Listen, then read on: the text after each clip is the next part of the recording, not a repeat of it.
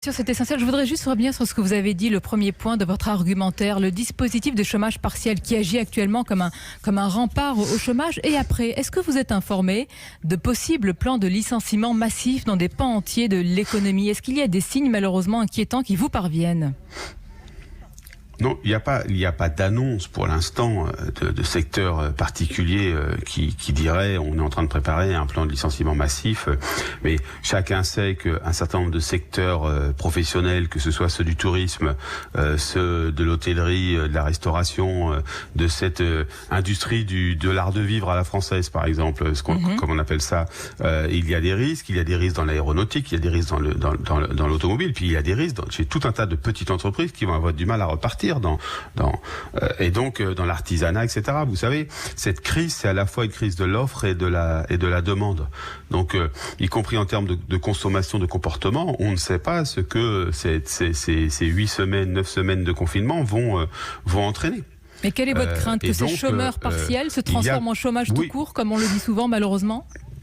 Pas tous. Enfin, Évidemment. Ce serait plus dramatique. Mais la crainte, évidemment, c'est une augmentation du nombre de chômeurs, Et on l'a déjà vu avec les chiffres du mois de mars. Et regardez bien ce qui va se passer. C'est-à-dire que il y aura certaines entreprises qui auront du mal à repartir leur activité, certaines qui vont le faire de façon partielle, parce que, y compris les conditions de production vont pas être les mêmes avec les préventions qu'il va falloir avoir en termes de santé. Et puis, il n'y aura pas forcément tous les débouchés.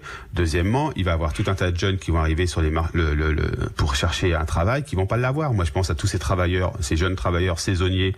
On était bien contents lorsqu'on était jeunes d'avoir cet emploi saisonnier qui nous permettait de mettre un peu de beurre dans les épinards. Mais oui, sur ce point, dans notre journal, pendant l'année. Laurent Berger, il y a quelques instants, Emmanuel Dutheil en parlait. C'est aussi la préoccupation du gouvernement qui travaille en tous les cas sur des pistes, notamment un allègement des charges pour les entreprises recrutant des jeunes à la rentrée. Est-ce que c'est une bonne piste? Peut-être même aller vers un dispositif zéro charge employeur pendant quelques temps pour les jeunes diplômés.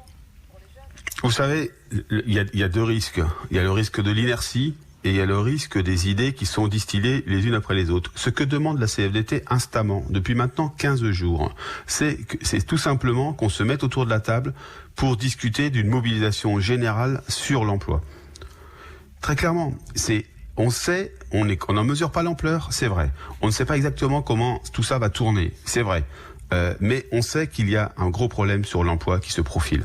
Eh bien, mettons-nous autour de la table pour innover, pour trouver des solutions. Parmi ces solutions, il y aura peut-être de l'aide aux entreprises qui embaucheront telle ou telle catégorie de salariés. On peut trouver tout un tas de nouvelles mesures potentielles, mais arrêtons de les distiller au coup par coup. Parce que chacun est amené à se positionner. Moi, ce que je demande, c'est que les organisations syndicales, les organisations patronales, avec le ministère du Travail et pourquoi pas un certain nombre d'experts sur les politiques d'emploi, se mettent autour de la table très très rapidement, ce que nous n'avons pas fait pour l'instant, et discutent de l'anticipation en termes d'emploi, parce qu'on le sait, ce qui arrive n'est malheureusement pas réjouissant.